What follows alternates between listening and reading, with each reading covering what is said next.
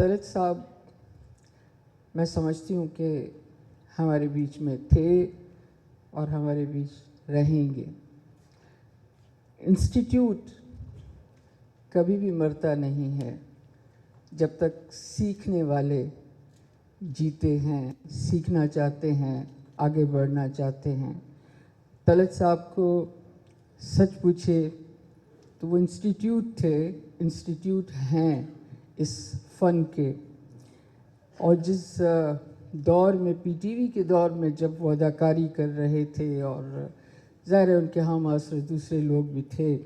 یہ وہ دور تھا جب پونا انسٹیٹیوٹ میں ان کی پرفارمنس دکھائی جاتی تھی اور اس کے بنیاد پر پرفارمنگ آرٹ سکھایا جاتا تھا۔ ایک چیز اس طلعت صاحب نامی انسٹیٹیوٹ نے جو ثابت کی اس فن میں، وہ یہ ہے کہ اداکار کا آپ کو وقت کے ساتھ اس کی کمی محسوس ہونا شروع ہوگی، مگر وہ چیز جو وہ سکھا گئے، جو بات اداکار کا کے اندر ایک صداکار کا ہونا بہت ضروری ہے،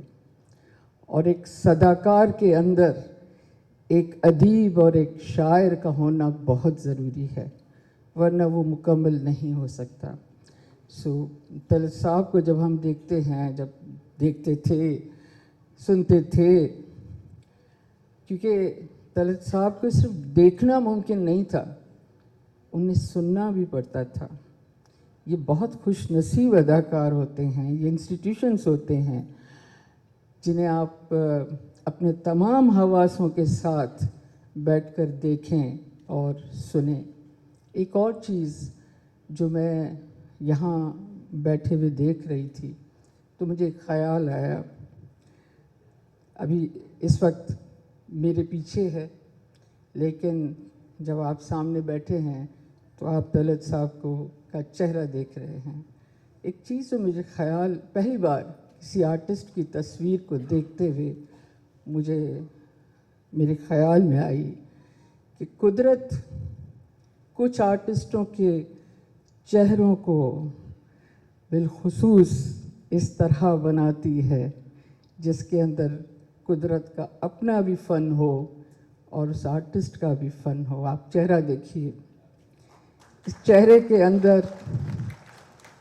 آپ کو ہر پرفارمر کا چہرہ ایسا نہیں ملے گا جس کے ایک ایک نقش و نگار جس میں بنے ہوئے ہوں، وہ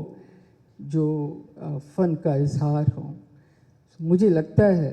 کہ طلعت صاحب قدرت نے انہیں بنایا ہی اسی کام کے لیے تھا، اور یہ ہماری خوش نصیبی ہوگی کہ ہم اس انسٹیٹیوٹ کو اپنے تمام علم و فن کے ساتھ جو ان کے اندر موجود تھا اسے زندہ رکھیں، اور آنے والوں کو یہ راستہ دکھائیں